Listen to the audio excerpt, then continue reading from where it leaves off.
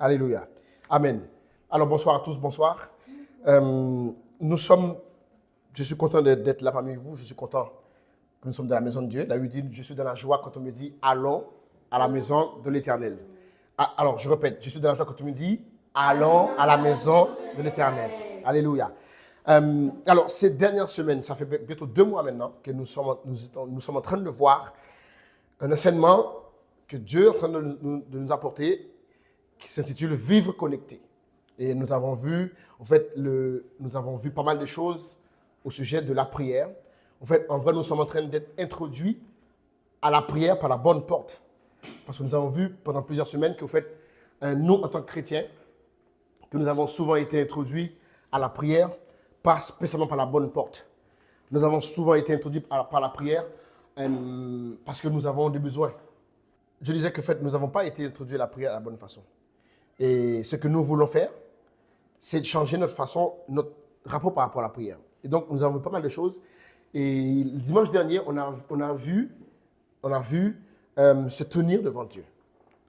Comment représenter Dieu? On a vu que l'être humain, pour représenter Dieu, il faut qu'on apprenne à se tenir devant Dieu. Et aujourd'hui, nous allons ouvrir notre Bible. C'est toujours sur l'enseignement sur la prière. Nous allons ouvrir notre Bible dans Matthieu.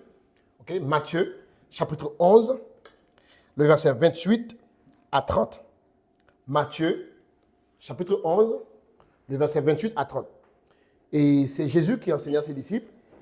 Il leur dit, « Venez à moi, vous tous qui êtes fatigués et chargés. Je vous donnerai du repos. » Après, il dit, c'est ce qui m'intéresse dans le passage, « Prenez mon joug sur vous et recevez mes instructions.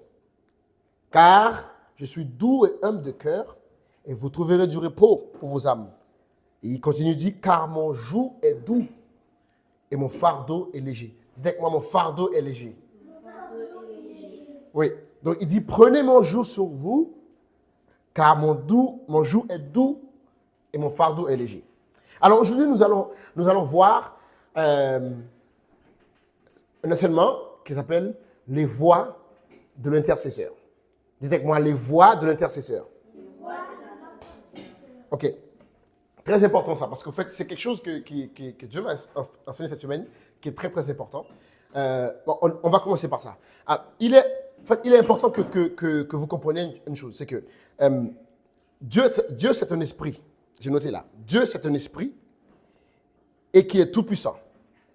Mais malgré sa toute-puissance, il a décidé de limiter sa volonté à sa parole.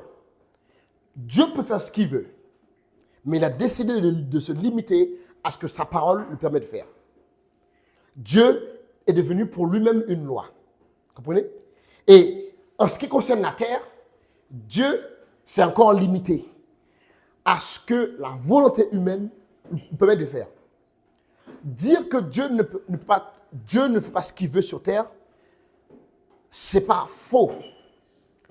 Dieu peut faire ce qu'il veut sur terre, mais Dieu ne le fait pas parce que Dieu lui-même, il s'est limité volontairement à ce que la volonté de l'homme lui permet de faire.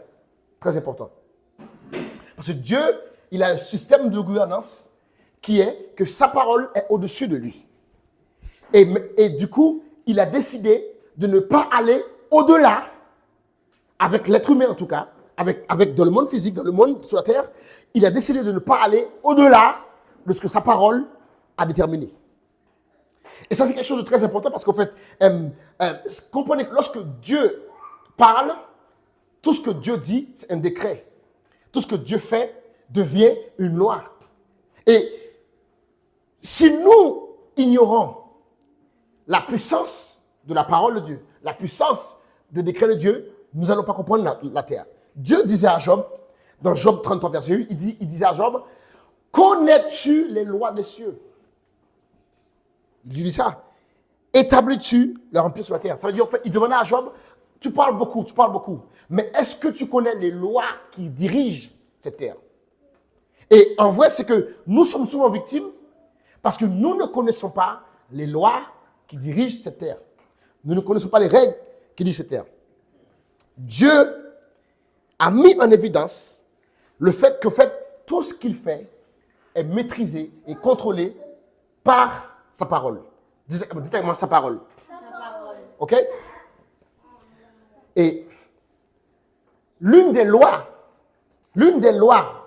qui gouvernent cette terre, que Dieu supplie, c'est le fait que sur la terre, dans le monde physique et invisible, mais dans le monde physique surtout, seul un esprit qui a un corps physique peut exercer la domination sur la terre. Aucun autre esprit ne peut être en domination. Pourquoi? Parce que dans Genèse 1, verset 26, Dieu, lorsqu'il crée l'homme, il dit qu'il domine. Donc, avec ça, tout ce que Dieu dit devient une loi. C'est très important. Tout ce que Dieu dit, voilà pourquoi Dieu ne parle pas beaucoup. Parce que tout ce que Dieu te dit, ça devient une loi dans ta vie. Et c'est à toi maintenant, ça devient une loi perpétuelle qui ne peut pas être changée. Maintenant, c'est à toi maintenant de l'imposer à ta vie. Mais ce que Dieu dit dans ta vie, c'est une loi perpétuelle. Ce que Dieu dit dans ma vie va rester pour mes enfants, pour les enfants après eux. Tout ce que Dieu dit, dites avec moi, c'est perpétuel. C'est perpétuel. OK? Donc lorsqu'il dit dans Genèse 1, 26, faisons l'homme à notre image et à notre ressemblance, après il dit qu'il domine sur la terre. Donc Dieu, par là, il instaurait une loi que aucun être, aucun esprit, aucun animal ne peut exercer la domination sur la terre à part un esprit qui est dans un corps physique. Et ça, c'est l'être humain. C'est quoi l'être humain? L'être humain, c'est humain, ça veut dire, c'est yum, c'est le mot yum, qui veut dire terre, et ish, qui veut dire esprit. Donc, un être humain, c'est humanus. C'est yum, le mot terre, et esprit, qui est le mot, et ish, qui est le mot esprit. Donc, un être humain, c'est un esprit dans un vase de terre. Et c'est seulement cette espèce qui peut exercer la domination sur cette terre. Et donc, Dieu lui-même, il s'est plié à cette règle. Voilà pourquoi Dieu ne peut rien faire sur la terre. En fait, c'est important de comprendre ça parce qu'en fait, cette loi-là, que c'est uniquement un être humain qui peut dominer sur cette terre, tout le monde spirituel le sait et le respecte. Malheureusement, à part l'être humain. Nous sommes, on dirait que dans tout l'univers, nous sommes les seuls êtres qui ignorons que nous avons le droit légal sur cette terre. Les esprits le savent bien. Voilà pourquoi les démons, ils cherchent à posséder des corps. Pourquoi? Parce qu'ils ne peuvent pas agir sur cette terre. Les démons possèdent des corps, mais les esprits méchants, qu'est-ce qu'ils font? Ils veulent trouver un être humain avec qui ils sont d'accord pour pouvoir exercer leur volonté. Mais nous sommes les seuls êtres dans l'univers, dans le monde entier, dans l'univers, qui n'est pas au courant, qui semble ne pas être au courant que nous avons l'autorité sur cette terre. Et donc du coup, on est arrivé, depuis que l'homme a péché, Dieu cherche un homme. Et cette quête que Dieu a pour trouver un être humain est limite parfois désespérée. Parce que Dieu, il s'est limité dans ses façons de faire à cause de la volonté de l'homme. Dans cette sphère physique, la volonté de l'homme, c'est la chose la plus puissante qui existe. Dieu peut te dire, bénis un tel. Toi, tu dis non. Dieu ne veut pas te forcer. Quelqu'un peut être en train de prier. C'est très important ce que je veux dire. Quelqu'un peut être en train de prier. Il prie. Admettons, il a besoin de 2000 euros. La personne prie. La personne prie sincèrement. Dieu lui montre en vision. Dieu lui dit, tu vas avoir 2000 euros demain. Il se lève, il croit cette parole. Dans ce même jour, Dieu me met à cœur de quelqu'un d'autre. Donne 2000 euros à un tel. J'ai plus que 10 000, 15 000 euros dans mon compte en banque. Puisque je n'aime pas un tel, ou puisque je suis intéressé qu'à moi, j'ai décidé d'ignorer cette voie. Est-ce que Dieu a répondu à la prière de cette personne? Oui. Mais est-ce que cette personne a 2000 euros? Non. Pourquoi? Parce que quelqu'un ne l'aime pas. Parce que dans ce monde-là, dans cette terre, la volonté humaine surpasse la volonté de Dieu. Pas parce que Dieu n'est pas puissant, c'est parce que Dieu respecte les règles qu'il a créées. C'est uniquement à cause de ça qui fait que sur terre, la volonté humaine, c'est la volonté la plus puissante qui existe. Pourquoi? Parce que même Dieu, il ne va jamais déroger à la règle qu'il a créée. Donc, puisque sur terre, c'est la volonté de l'homme qui compte, Dieu cherche la volonté de l'homme. Donc, regardez bien, c'est écrit dans Psaume 53, verset 3. Il dit, Dieu, du haut des cieux, regarde les fils de l'homme pour voir s'il y a quelqu'un qui soit intelligent, qui le cherche. Dieu est comme ça dans le ciel. Il cherche, il regarde, parce qu'il veut agir. Il veut faire des trucs. Il a plein de projets. Mais il cherche pour voir qui c'est qui me cherche. Qui est-ce qui est assez intelligent pour savoir qu'en fait, il a besoin de moi. Qui est-ce qui est assez intelligent? Et hop, il a vu quelqu'un. Ok. Et il a vu quelqu'un, mais il se révèle. Et cette personne veut. Donc, il se révèle. Et il cherche. Dieu est constamment, il dit que Dieu regarde du haut des cieux. Il cherche parmi les fils de l'homme qui est-ce qui est intelligent. Pour Dieu, si tu ne cherches pas Dieu, tu es bête. Si tu ne cherches pas Dieu, tu es bête. Parce qu'il dit, qui est-ce qui est intelligent? Il cherche. Dieu cherche. Dites-moi, Dieu cherche. Dieu cherche, il cherche tout le temps. Donc, lorsque Dieu trouve un homme qui est intéressé par lui, il commence un voyage avec lui. Et c'est le voyage que nous avons commencé il y a 2 mois. Le voyage pour apprendre, c'est quoi la prière? L'homme doit toujours prier, Jésus disait. L'homme doit toujours prier. Et dans ce monde, la volonté de l'homme, c'est la chose qui est la plus importante. Donc, pourquoi on doit prier? Parce qu'en fait, prier doit être à notre initiative. Dieu ne peut pas venir et nous imposer de prier. Non. Parce que ça doit être notre volonté. Parce qu'en fait, prier en vrai, c'est quoi? Parce qu'en fait, on doit sortir de cette mentalité que je prie parce que j'ai besoin. Et c'est souvent ça que nous avons fait. On prie parce qu'on a besoin. C'est bien parce qu'il a dit, faites connaître vos besoins à Dieu. C'est Jésus qui l'a dit. Parce que Jésus sait comment on est. Faites connaître vos besoins à Dieu. Il a dit, jusqu'à maintenant, vous ne demandez pas et vous ne recevez pas, mais demandez en mon nom. Tout ce que vous demanderez en mon nom, mon Père le fera. Il a dit, demandez et vous recevrez afin que votre joie soit parfaite. Donc oui, ce n'est pas mal de prier et de demander à Dieu les choses. Comprenez-moi, ce n'est pas mauvais. Dieu même a dit, demandez. Il a dit, mais, il a dit après, que votre Père céleste sait de quoi vous avez besoin. Et il dit que c'est les païens qui demandent toutes ces choses. Donc, prier, donc, ça veut dire que moi, en tant qu'être humain, être suprême, prince, parce qu'un être humain, la Bible dit qu'en fait, j'ai dit, vous êtes des dieux. Vous êtes tous des fils du Très-Haut. Donc, en tant que prince, Dieu sur cette terre, j'ai décidé, par ma propre volonté, c'est ça à prier, par ma propre volonté, j'ai décidé de ne pas aller par ma propre intelligence. J'ai décidé, de ma propre volonté, de ne pas fraterniser avec d'autres esprits. J'ai décidé, par ma propre volonté, de ne pas se fier à mon intellect. Mais j'ai décidé de chercher Dieu. J'ai décidé, moi, en tant qu'être humain, par ma volonté, de chercher Dieu. Et de faire comme il veut. Ça, c'est l'acte de la prière. Et quand Dieu voit ça, Dieu s'intéresse à cette personne. Parce qu'une personne qui prend sa vie de prière au sérieux, qui n'est pas juste en train de venir à Dieu demander, mais qui est en train de chercher Dieu. Parce qu'il n'a pas dit c'est quelqu'un qui prie, il a dit, il cherche, c'est quelqu'un d'intelligent qui cherche Dieu. Et la prière qui est bien faite, c'est une prière qui cherche Dieu. Dites avec moi, chercher Dieu. Chercher Dieu. C'est important de chercher Dieu.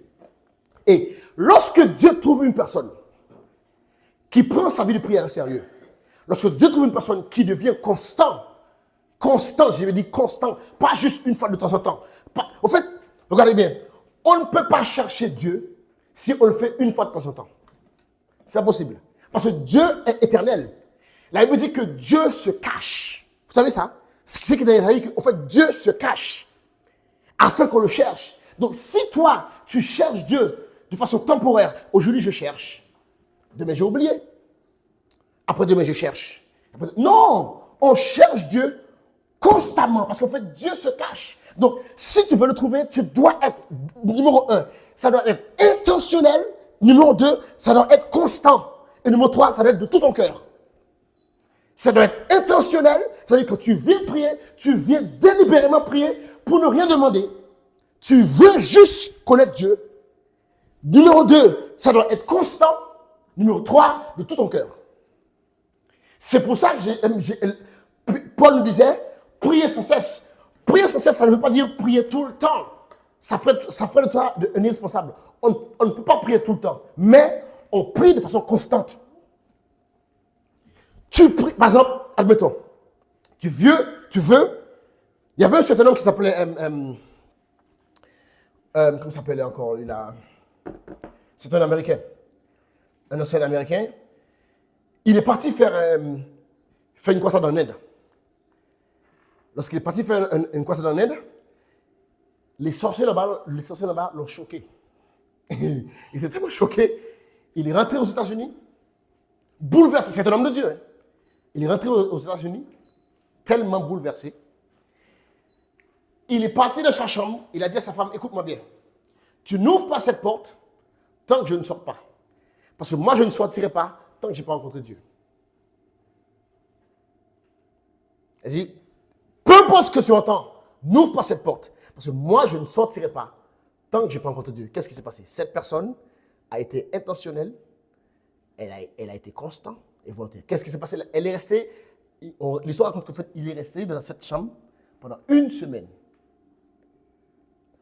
Pendant une semaine, il est resté dans cette chambre. Et au bout d'une semaine, lorsqu'une personne vient, il toque la porte, on le toque. Sir, are you there? Il répond. On ouvre la porte. La personne qui a ouvert la porte a reçu une décharge, elle a été propulsée hors de la pièce. La gloire de Dieu était tellement intense dans la chambre, il est sorti de là, personne ne pouvait rester dans sa présence. C'était un être humain. Mais qu'est-ce qui s'est passé en fait? Il a rencontré la gloire de Dieu en fait. Donc du coup, il a ramené la gloire de Dieu avec lui et personne ne pouvait tenir de sa présence. Le gars qui a ouvert la porte a été propulsé dehors. Pourquoi? Dieu s'est manifesté. Qu'est-ce qui se passe en fait? Lorsque Dieu trouve une personne qui est sérieuse dans sa quête, Dieu l'introduit à ce qu'on appelle le mystère du lieu secret. Lorsque Dieu trouve une personne, lorsque Dieu regarde, quand tu pries, quand les gens prient, Dieu regarde. Dieu est comme un superviseur dans les classes. Vous voyez dans les classes, quand il y a l'examen, le maître, il a souvent son bras derrière lui comme ça, il regarde. Il regarde. Moi, j'avais un professeur de maths, il aimait tellement les maths, et il regardait, il passait dans les trucs, et il fait, je ne suis pas sûr. Il faisait ça, il disait rien, il disait, je ne suis pas sûr. Et il passait comme ça. Mais Dieu comme ça, Dieu cherche, Dieu dit, t'es sérieux toi? Parfois, lui, c'est mytho, lui. On va le laisser encore lui, on va le mettre au fond de la classe.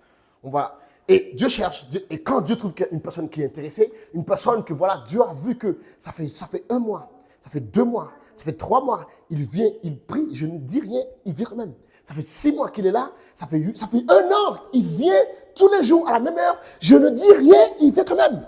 Dieu dit, l'ange dit, hey, Seigneur, ce monsieur-là, ça fait un moment qu'il est là. Il vient tous les jours à telle heure. Admettons, tu pries à 22h, de 22h à minuit. Il dit, Seigneur, tu as vu ce monsieur-là? Tous les jours, depuis 22h à minuit, ça fait 1 an qu'il fait cela. Tu n'as rien dit, mais il vient quand même. Dieu dit, ah bon, ok. Il est sérieux, lui. Donc, du coup, Dieu s'introduit chez lui et Dieu lui introduit au mystère du lieu secret. Dieu l'aspire. Jésus disait à ses disciples un truc. Lorsque les disciples, ils ont vu que Jésus avait une puissance qu'ils n'avaient pas. Ils ont dit, montre-nous à prier. Et Jésus leur a dit un truc. Matthieu 6, verset 5 à 6. Regardez bien ça. Hein? Il leur dit, lorsque vous priez, on a vu ça la semaine dernière, ne soyez pas comme les hypocrites qui aiment prier debout dans les synagogues, au coin des rues, pour être vus des hommes. Je vous dis la vérité, ils reçoivent leur récompense. Mais voici ce qui m'intéresse. Mais quand tu pries, entre dans ta chambre, ferme ta porte et prie ton Père qui est dans le lieu secret. Dites avec moi, lieu secret. Dites avec moi, lieu secret. Et ton Père qui voit dans le secret te le rendra. Maintenant, ma question. Est-ce que Jésus voulait dire qu'on ne peut prier uniquement quand nous sommes dans notre chambre? Non. Si le lieu secret, c'est un endroit physique, ça voudrait dire qu'en fait, on ne peut prier Dieu correctement uniquement quand nous avons notre chambre. Or, ce n'est pas vrai. Donc, le lieu secret, c'est un mystère que Dieu introduit à toute personne qui est sérieuse dans sa vie de prière. Alors, regardez bien, Psaume 91, je vais vous dire un truc. Psaume 91, verset 1, version Louis II.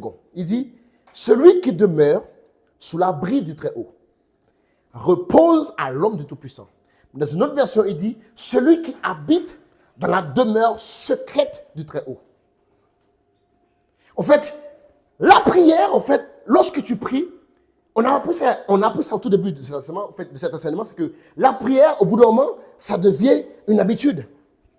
Mais ensuite, la prière devient, on avait dit, un endroit. Et cet endroit, c'est le lieu secret. Qu'est-ce qui se passe? En fait, c'est quoi le lieu secret? Le lieu secret, c'est une disposition de cœur. C'est un état intentionnel. C'est quelque chose, c'est une façon que tu as de chercher Dieu qui t'est propre. Et cette disposition de cœur va attirer une certaine atmosphère chez toi. Et cette atmosphère, elle attire Dieu. Et le lieu secret est introduit à une personne à chaque fois que cette personne veut aller loin avec Dieu. Dieu l'introduit au mystère du lieu secret. Mais voici le mystère. C'est quoi le mystère du lieu secret? Le lieu secret, c'est quelque chose d'unique par individu. Le lieu secret, ce n'est pas quelque chose que je peux partager avec quelqu'un. Ce n'est pas quelque chose que je peux transmettre à quelqu'un. Ce n'est pas quelque chose que je peux enseigner à quelqu'un. Personne, écoutez-moi bien, si quelqu'un vous dit, je vais t'apprendre le lieu secret, c'est un mytho. En fait, ce qu'il veut dire, même s'il est honnête, écoutez-moi bien, il peut être honnête. C'est juste qu'il veut t'apprendre quelque chose qui est important. Mais en fait, la vérité, personne ne peut apprendre à personne c'est quoi le secret. Parce que la seule personne, le seul être qui peut t'apprendre ce qu'est le secret, c'est Dieu. Pourquoi? Parce qu'il est secret. Je peux t'introduire à la notion, je peux te dire que c'est bien, je peux t'encourager à avoir le secret, mais la vérité, je ne peux pas t'apprendre le mystère du secret. Parce que la vérité, le secret, il porte son nom, il est secret. C'est dans ton cœur. C'est dans ton cœur. Dans ton cœur, tu as un endroit où toi et Dieu, vous avez la communion, koinonia. Gnosko. Et le lieu secret, regardez bien, a plusieurs lois. Numéro 1, le lieu secret s'installe uniquement quand tu es constant. Tu ne vas pas avoir de lieu secret dans ta vie si tu n'es pas constant. Dieu, en fait, le lieu secret, dans le Cantique des Cantiques, la fille disait, voici, il y a mon roi qui m'appelle, j'ai vu mon roi, et il m'a appris dans sa chambre. Il a dit, fais-moi rentrer dans ta chambre. En fait, le lieu secret, c'est Dieu qui nous fait rentrer dans sa chambre. En fait, Dieu nous aspire dans sa chambre. En fait, l'Esprit nous attire dans sa chambre et on y va. Et dans la chambre de Dieu, nous avons une relation personnelle avec Dieu. Pourquoi? Parce qu'en fait, dans la chambre, moi et mon épouse, ce qui se passe dans notre chambre, personne n'est au courant, même pas nos enfants. Ce qui se passe dans ma chambre entre ma femme et moi, c'est quelque chose de totalement secret. Personne n'est au courant. Si on ne décide pas de partager, personne n'est au courant. C'est la même chose entre toi et Dieu. Le lieu secret, c'est un endroit, où Dieu t'attire. Une fois qu'il t'attire, tout ce qui se passe là-dedans, c'est entre toi et lui et que personne d'autre n'est pas supposé être au courant. Voilà pourquoi il y a des choses qui se passent dans ton lieu secret. Personne ne devrait être au courant. Paul disait, je connais un homme qui a été pris au ciel. Est-ce que c'est du corps? Je ne sais pas. Mais en tout cas, il est monté au ciel. Et quand il est monté au ciel, j'ai vu des paroles qui ne me sont pas permises de dire.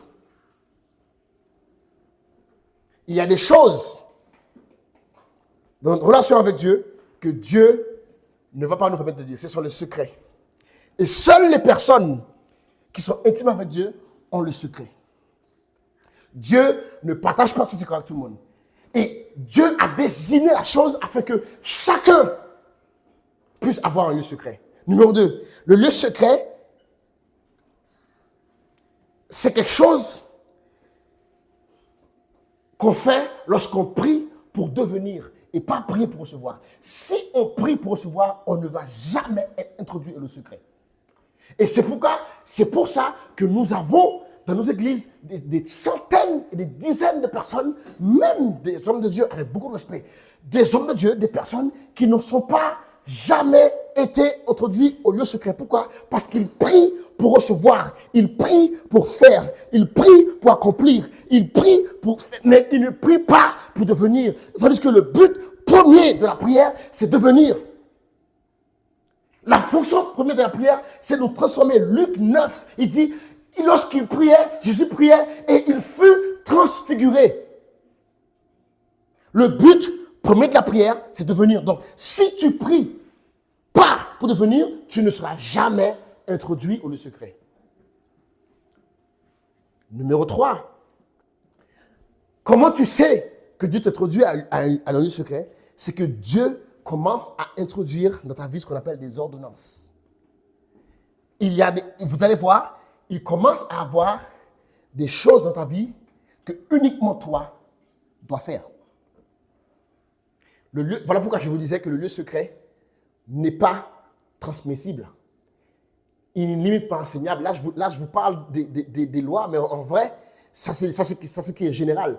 Mais en fait, le lieu secret, comment tu sais que tu es introduit au lieu secret, que Dieu t'a ouvert la porte, c'est que Dieu te demande de la consécration. Il y a une différence entre être sanctifié et être consacré. Nous sommes tous appelés à être sanctifiés, mais tous ne sont pas consacrés. La consécration, c'est le résultat du lieu secret. C'est Dieu qui te demande un peu plus. Et remarquez bien, lorsque Dieu t'ouvre la porte du lieu secret, il te demande un prix de consécration. Si tu n'es pas prêt à le payer, il te ferme la porte. Oui, c'est comme ça. Si Dieu t'introduit au lieu secret, il y aura des ordonnances. Il y a une différence entre une ordonnance et une loi. Une loi, elle est pareille pour tout le monde. Mais une ordonnance est spécifique. Quand tu vas chez le médecin, on donne une ordonnance. Ce n'est pas quelque chose que tu partages avec ton voisin. Non. L'ordonnance qui est pour Matt, il est pour Matt. Matt fait 15 kilos et 1m50, je ne sais pas. Il ne peut pas avoir la même ordonnance que Zan, qui fait 18 kilos et 1m30. Il est spécifique. Une ordonnance, c'est quelque chose de spécifique. Et pour Dieu, c'est la même chose. L'ordonnance que moi j'ai pour maintenir mon secret actif n'est pas le même que ma femme. C'est pas le même que pour Grégoire. C'est pas le même que pour Adam. Non. Et le but de l'être humain, c'est d'arriver à ce moment de sa vie où Dieu te demande de la consécration. La consécration, c'est ce qui va garder la présence de Dieu. En fait, les ordonnances peuvent être pour une personne ou bien pour un peuple. Très important ça. Regardez bien. C'était quoi? Regarde, Samson avait des ordonnances pour pouvoir garder sa puissance. Le peuple d'Israël avait des ordonnances pour pouvoir garder la présence de Dieu. Les Lévites, ils avaient des ordonnances pour pouvoir garder leur appel. Chaque lieu secret a son ordonnance. Et l'ordonnance que Dieu te donne, c'est ta consécration. Dieu peut te dire, arrête le foot. Est-ce que le football c'est un péché? Non, c'est pas un péché. Mais Dieu veut que tu arrêtes le football. Tu aimes, je sais pas moi, tu aimes voyager. C'est un exemple. Hein. Tu aimes voyager, faire le tour du monde, etc. Tu kiffes ça. Un jour, Dieu te dit, pendant 2 ans, tu restes chez toi, tu ne vas nulle part. C'est pas un péché de prendre l'avion voyager. Mais tu as été introduit au lieu secret. Et Dieu veut que tu restes là. Donc pendant 2 ans, tu vas nulle part. Ni été, ni hiver, ni Noël, ni Pâques. Et ta capacité, et en général, la consécration doit toujours toucher à quelque chose qu'on aime beaucoup. Parce que c'est quoi la consécration? C'est dire à Dieu, je t'aime plus que ça. Pierre, Simon Pierre, m'aimes-tu plus que ceci? C'est ce que Jésus avait dit à Simon Pierre. Il a dit, oh Seigneur, tu sais, je t'aime. Simon, m'aimes-tu plus que ceci? C'est la consécration. Dieu ne va jamais venir. Et moi, je suis un peu effaré de notre génération qui servons un Dieu qui ne leur demande jamais rien. Les gens font tout ce qu'ils veulent. Ils s'habillent comme ils veulent. Ils disent ce qu'ils veulent. Ils vont dans les fêtes qu'ils veulent. Ils vont dans les mariages qu'ils veulent. Ils mettent ce qu'ils veulent. Ils sont dénudés comme ils veulent. Ils parlent comme ils veulent. Ils disent de temps en temps des gros mots comme ils veulent. Mais ils mettent chrétien. Moi, mon Dieu là, et mon Dieu, non, ton Dieu. Voilà, tu as raison, c'est ton Dieu. C'est pas le Dieu, c'est ton Dieu. En fait, ton Dieu, c'est toi. Tu fais ce que tu veux quand tu veux. Tu vas où tu veux quand tu veux. Tu dis ce que tu veux à qui tu veux. Le foot, tu es là. Le basket, tu es là. La teuf, tu es là. La chicha, tu es là. Tu es partout, frère. Tu es partout. Mais tu vas à l'église. Mais après l'église, tu vas faire le carnaval. Donc Dieu ne te dit jamais rien. Tu sais pourquoi Dieu ne te dit jamais rien? Parce que les seules fois que tu pries, c'est pour demander quelque chose à Dieu. Donc Dieu est un père. Vous savez, je vous dis un truc. Je suis un papa. Ok? J'ai des enfants. Je peux leur apprendre des trucs. Mais je ne vais jamais leur priver de ce qu'ils ont besoin. Même s'ils ne font pas les choses comme je veux, mais je ne peux pas dire, aujourd'hui, Dexter, tu ne manges pas. Non, ce n'est pas possible. Je vais lui dire, ne fais pas ça. S'il ne le fait pas, super, Dexter, bien joué. Mais s'il le fait, je ne vais pas être content. Mais demain, il va être à table, il va manger. C'est comme ça. Et ça, c'est le rôle du Père. Donc du coup, ne pensez pas parce que vous priez et que Dieu répond que vous êtes bien. Et c'est ça le danger. C'est ça le danger. Parce que l'amour de Dieu est bizarre. L'amour de Dieu, la Bible dit que la grâce de Dieu est promiscuité. Si vous savez quoi c'est comme promiscuité, ça veut dire c'est deux choses qui n'ont rien à faire ensemble mais qui sont ensemble. Dieu se colle avec toi, mais aïe. Mais c'est vrai. Et donc, du coup, nous, puisqu'on prie et que Dieu répond, on se croit, nous, arrête. Dieu est un père. Il dit, si vous, méchants comme vous êtes, vous savez donner de bonnes choses à vos enfants, Dieu va le faire. Donc, quand tu pries et que Dieu répond, tu es malade, tu pries, Dieu te guérit. C'est pas parce que tu fais bien. Parce qu'il est papa. Mais si tu insistes, un jour, Dieu, c'est pas une maman. Voilà pourquoi on a dit Dieu, c'est le papa. Dieu n'est pas une maman. Parce que les mamans ont un amour inconditionnellement intouchable. Dieu, regardez bien, Jésus à la croix, son père physique était déjà mort. Dieu l'a abandonné. Marie est restée à la croix. Dieu a dit, ah non, ça, c'est bon. Nous, les papas, il y a une limite qu'on ne peut pas dépasser. Et maman, on limite. Les mamans n'ont pas de limite. Et Jésus était tout nu. Ce n'est pas les films de Hollywood. Les films de Hollywood, ils ont caché. Non, on les crucifiait tout nus. Jésus était tout nu, déchiré, des bleus partout. Même Dieu a dit, ah, ça là, je ne veux pas voir. Marie est restée là. Jusqu'à ce qu'on ait descendu de la croix. Mais Dieu n'est pas comme ça. Dieu, c'est un papa.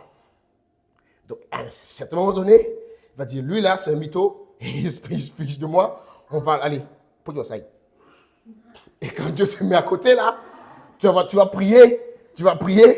Le même Dieu que tu priais qui répondait, tu vas prier, tu vas dire, ah mais il est passé où Dieu? Non, il est passé. Non, c'est toi qui t'es mis en jeu.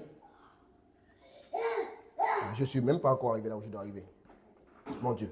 Donc, le secret n'est pas transmissible. Ok? En fait, Dieu l'a désigné personnellement pour chacun d'entre nous. Alors, qu'est-ce qui se passe dans le secret?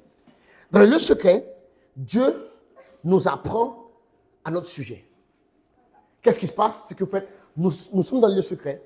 Dieu nous façonne. On a vu la semaine dernière qu'en fait, on est introduit au feu de Dieu. On est introduit à la vérité de Dieu. Après, Dieu fait un voyage avec nous. Il nous apprend des choses. Parfois, on est dans les secrets. Dieu nous apprend à faire des décrets. Donc, on décrète la parole de Dieu. On parle, on prie. Parfois, on vient prier, on pense qu'on va prier en langue, mais Dieu nous met à faire des confessions. Donc, du coup, on décrète, je déclare, etc. Je déclare parce que maîtrise, je suis guéri. Je déclare un tel, je déclare. Parfois, Dieu nous met à chanter. Donc, on vient et on chante. Je te loue, Seigneur, parce que tu m'as sauvé. Et après, un jour, tu viens, tu pries. Pendant 1 heure, 2 heures, tu pries. Un jour, tu viens, tu dis rien. Un jour, ça m'est arrivé, j'étais choqué.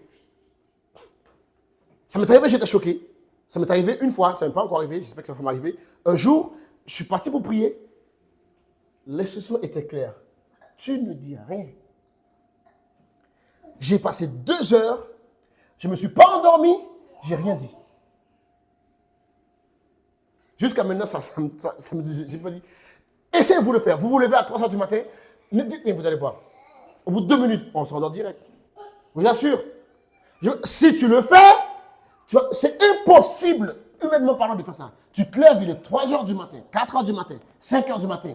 Tu ne dis rien, tu t'endors. Moi, je ne me suis pas endormi. Je suis resté là. Jusqu'à 5h30. Je n'ai rien dit.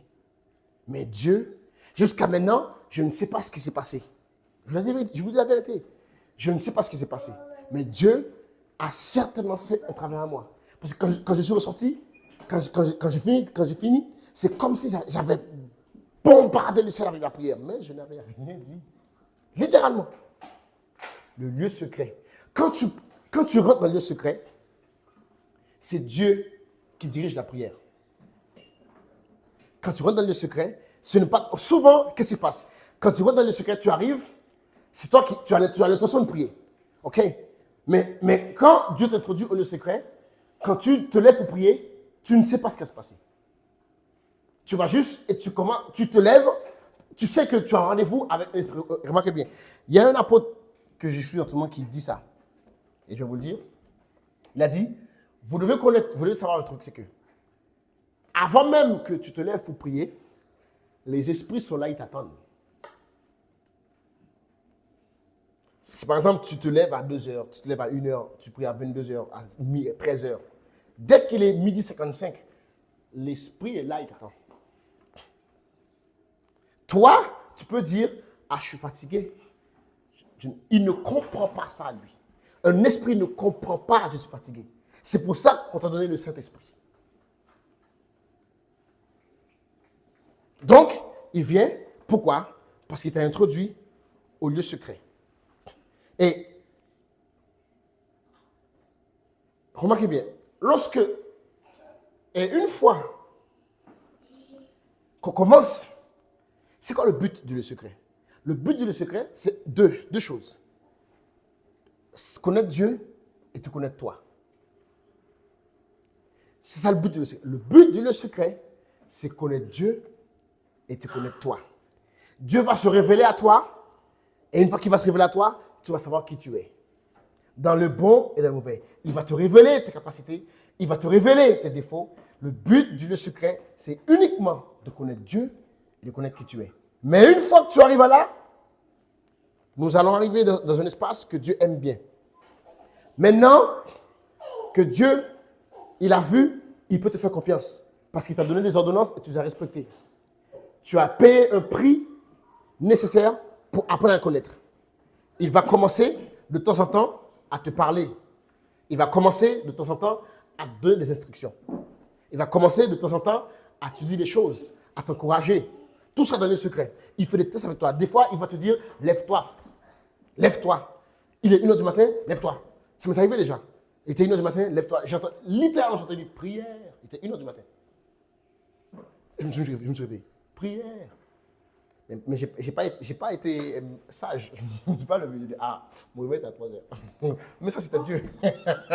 Il dit, ah, mon réveil à 3h. Mais c'est Dieu. Dieu teste pour voir à quel point tu es mais pardonnez-moi, je suis humain. 1h du matin, non. Mais j'ai entendu ça littéralement. Je me suis levé comme prière. Il dit, ah, cet esprit, c'est à 3h, non. Mais Dieu fait ça. Il fait ça. Et parfois, dernièrement, comme je vous ai dit, je suis de mon bureau, Dieu me dit, prie, etc. Tout ça, lis ta Bible, etc. Dieu fait tout ça. Pourquoi il fait tout ça? C'est qu'un jour, tu vas tellement aimer passer du temps avec Dieu, qu'un jour, tout ce qui va... Regardez-moi bien. Lorsque tu passes du temps dans le secret, la volonté de Dieu va commencer à t'intéresser. Oui. Lorsque tu passes du temps, voilà pourquoi cet enseignement, c'est la voie de l'intercesseur. Parce que lorsque tu passes du temps dans la présence de Dieu, tu commences à connaître Dieu, tu vas remarquer un truc. Dieu te connaît plus que tu le connais. Dieu te connaît plus que tu le connais. Et au bout d'un moment, Moïse dit à Dieu, tu dis que tu ne me connais pas mon nom. Moi, je ne te connais pas. Montre-moi ta face. Et cette prière, je le fais souvent à Dieu. Je dis, tu me dis que tu ne me connais pas mon nom. Mais moi, je ne te connais pas. Donc, révèle-moi ta face. Et tu vas voir, la volonté de Dieu et la face de Dieu va devenir quelque chose qui nous hante. Quand Dieu t'introduit au lieu secret, sa volonté et sa face devient une quête pour toi. Parce que maintenant, tu sais très bien que Dieu Dieu va prendre soin de tes besoins. Donc maintenant, la volonté de Dieu et la face de Dieu, c'est ce que tu veux. Moïse disait, montre-moi tes voies et je vivrai. Fais-moi voir ta face. Tu dis que tu me connais, mais moi je ne te connais pas. Et souvent je dis à Dieu, ah Seigneur, tu dis qu'avant même que tu m'as formé dans votre mère, tu me connaissais déjà. Moi je ne te connais pas. Fais-moi voir ta face. Révèle-moi ta gloire. Et Dieu te laisse comme ça. Et jusqu'à ce que sa volonté va devenir une obsession pour toi.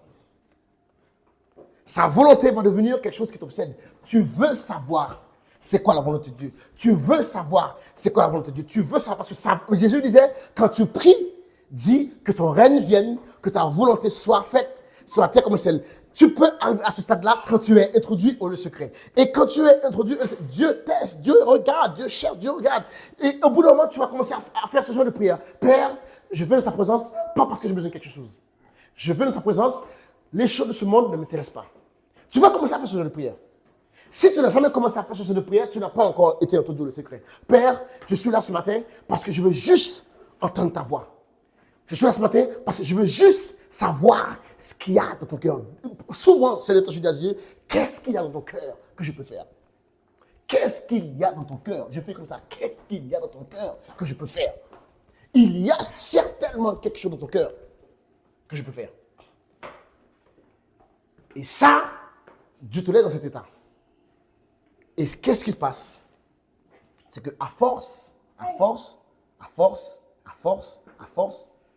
Dieu, tu ne t'es pas rendu compte.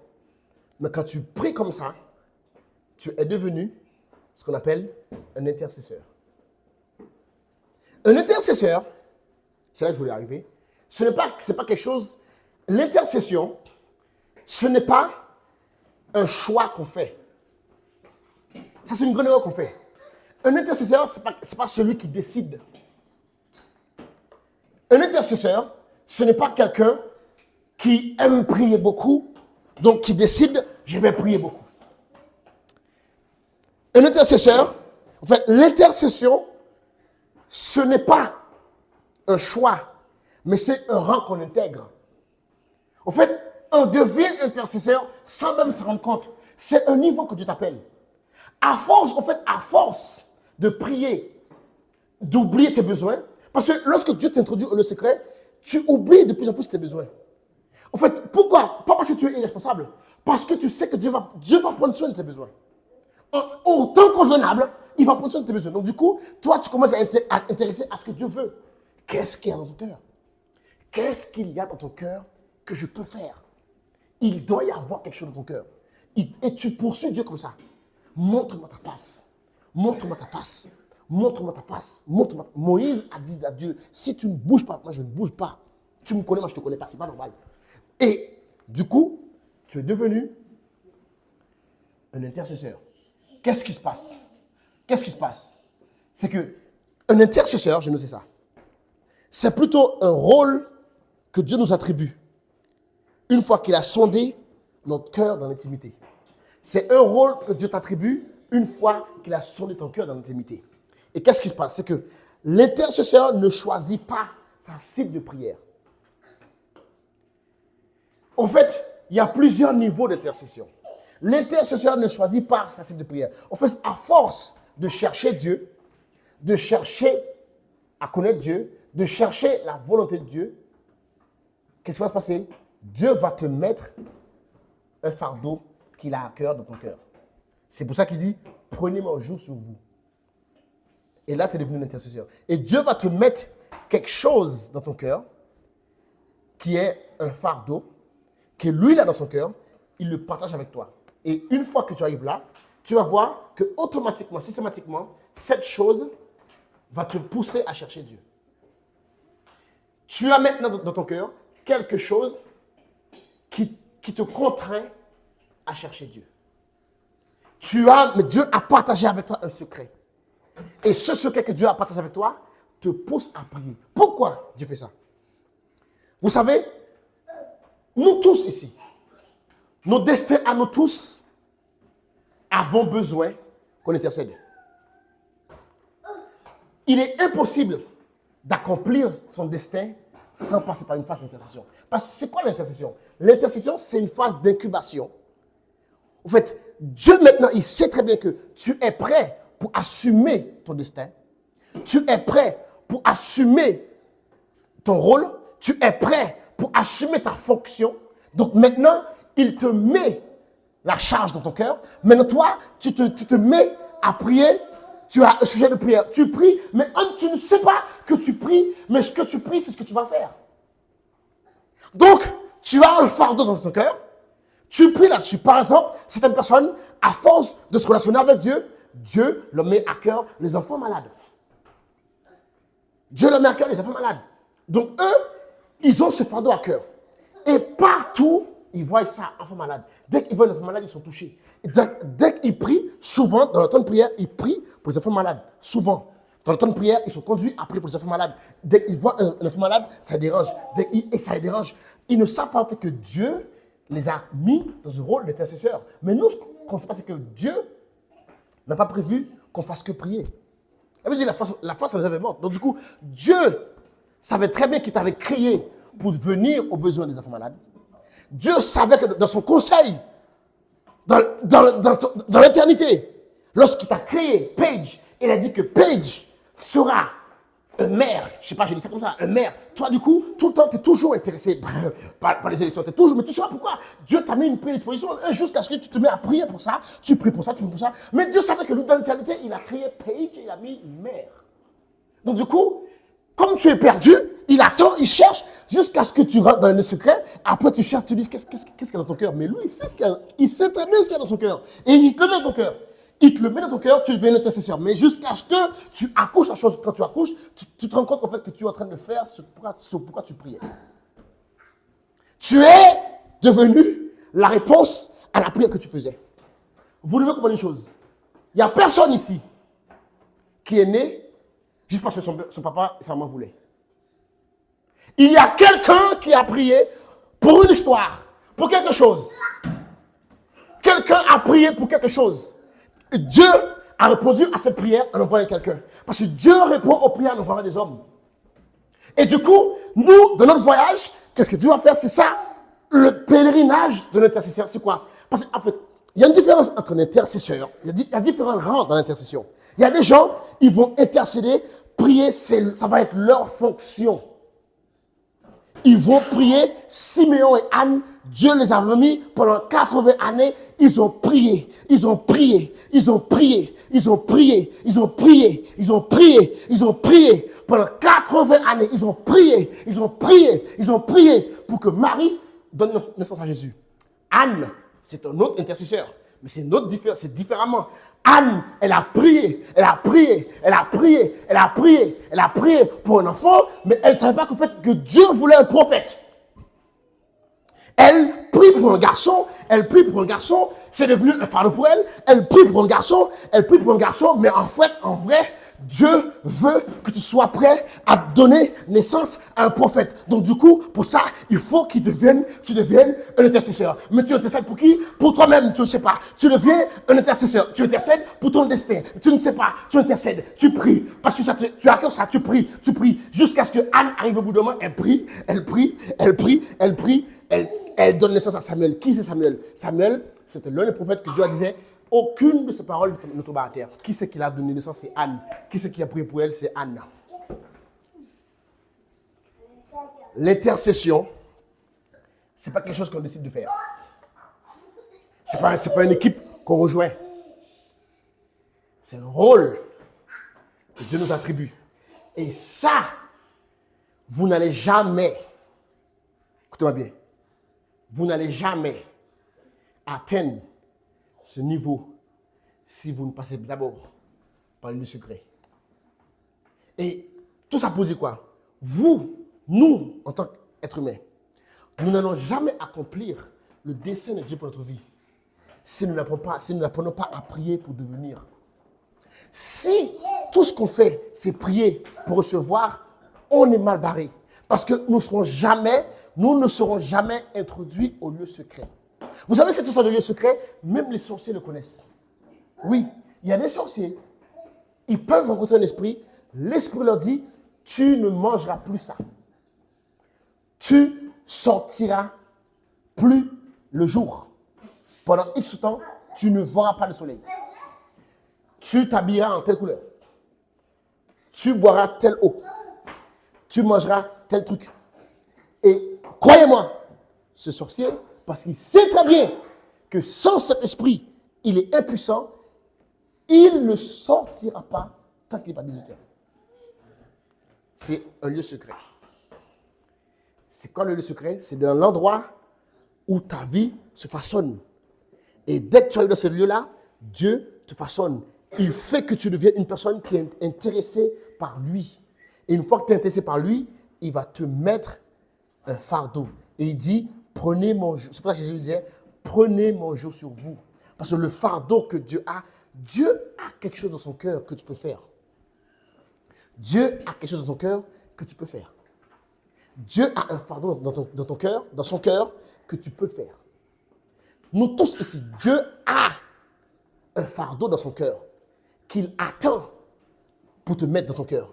Mais Dieu a beaucoup de fardeaux qui ne sont pas réalisés. Pourquoi? Parce que beaucoup de gens sont juste intéressés à demander et pas intéressés à devenir. Mais nous ne voulons pas être de ceux qui nous perdons. Mais nous voulons être de ceux qui ont la foi pour sauver leur âme. Et nous devons commencer à prier pour devenir. Et afin qu'on puisse recevoir le fardeau de Dieu, qui est en réalité notre destin. Notre destin, ce n'est pas quelque chose qu'on découvre dans les livres. Les gens disaient, venez dans mon masterclass, je vous montrerai comment connaître votre appel. C'est la bêtise totale. Cette personne ne sait, elle ne t'a pas créé. Comment elle peut te montrer ton appel? Elle ne t'a pas créé. Est-ce qu'elle était là dans le conseil de Dieu? Est-ce qu'elle fait partie de la Trinité? Non. Quand Dieu a décidé de te créer, est-ce qu'elle était là? Comment elle peut dire, je vais te montrer ton appel. Je vais te révéler, viens dans ma classe, je te montre. Non, tout ça, c'est juste de l'argent qu'elle a besoin de faire. C'est juste de l'argent qu'elle veut faire. Aucune personne sur terre, aucun homme de Dieu, aucun prophète, aucun artiste ne peut montrer à personne leur appel. Dieu peut juste donner témoignage dans notre esprit que c'est vrai. Mais qui peut te dire ton appel? C'est Dieu. Et Dieu va te révéler dans le lieu secret. Ton destin est entre les mains de Dieu. Et il va le donner que à toi. Dieu ne va jamais remettre ton destin entre mes mains.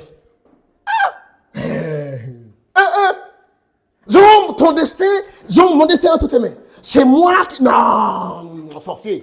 Ça, c'est la sorcellerie. Le destin de chacun est dans les mains de Dieu. Et tu le découvres dans le lieu secret. Un point, un trait. Que tu l'aimes, que tu ne l'aimes pas. C'est la vérité. Comme ça, arrêtez, gardez votre argent. Trouvez le lieu secret. Vous allez trouver votre destin et votre avenir. Arrêtez de prier. Parce que nous sommes devenus une génération qui aimons qu'on nous aide. On aime les formules. Ah, comment tu as fait pour que tu te maries? Je suis allé voir. J'ai vu quelqu'un.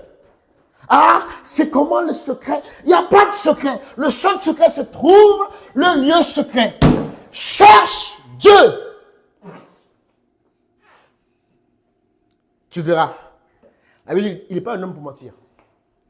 Ça m'énerve, notre génération. Notre génération m'énerve parce qu'en fait, on ne veut pas. On ne veut pas la vérité. On veut juste des gens qui nous disent quoi faire. Des gens eux-mêmes qui ne savent pas quoi faire, ils nous disent quoi faire. Donc eux, comme ils sont intelligents, on est devenus des proies. On leur paye leurs vacances d'été. Après, ils vont à Dubaï, ils postent. Nous, on regarde, on dit, c'est mon coach. Mon coach, tu penses que tu vas être comme elle? Non, jamais. C'est ton argent qu'il envoie à Dubaï, idiot. C'était chou qu'il envoyait à Dubaï. C'était chou que lui, il va à l'hôtel. Mais après, il te croit. T'es chou. T'es bête. Je le dis, tu es bête. Il y a beaucoup de gens qui vont regarder cette vidéo. Ils ne vont pas aimer ce que je veux dire. C'est pas grave. De toute façon, qu'est-ce que je m'en fiche? Tu es bête. Il me dit, c'est moi qui l'a dit. Il a dit, dans Somme, je vais relire le verset. Tu es bête. Je vais relire le verset pour que vous dites, parce que Mackinson a dit, je suis bête. Dieu a dit, Somme 53, verset 3. Dieu du haut des cieux regarde parmi les fils des hommes pour voir s'il y a quelqu'un qui soit intelligent, qui cherche Dieu. Toi, tu cherches le coach. Tu es bête. Pour Dieu, si tu étais intelligent, Ce que je dis là, ce soir-là, je vais te dire, la masterclass, je me suis inscrit, je vais me désinscrire. Désinscris-toi vite, c'est un mytho. Il a compris que c'était une proie. Est-ce que tous les coachs sont des mythos? Non. Il y a des coachs qui savent ce qu'ils font. Ils sont diplômés pour ça, ils savent ce qu'ils font. Mais la majeure partie, c'est des mythos. Ils ont vu que tu étais une proie. Et comme ils ont envie de partir en vacances, et ils n'ont pas d'argent, ils comptent sur ton argent pour aller en vacances. Arrêtez ça. Cherche Dieu. Et Dieu va t'introduire au mystère du secret. Et ensuite, il va te donner le fardeau de l'intercesseur. Et quand Dieu va te mettre ce fardeau à cœur, tu verras que ta vie va commencer à prendre une bonne direction. Tu vas commencer par vivre pour les vraies choses. Et tu n'as pas ce besoin de sentir, ce besoin d'appartenir, ce besoin. Non, pourquoi? Parce que Dieu soit ton partage. OK? Cherchons Dieu parce qu'on aime Dieu, parce qu'on veut le connaître. Que Dieu vous bénisse. À la semaine prochaine. Amen.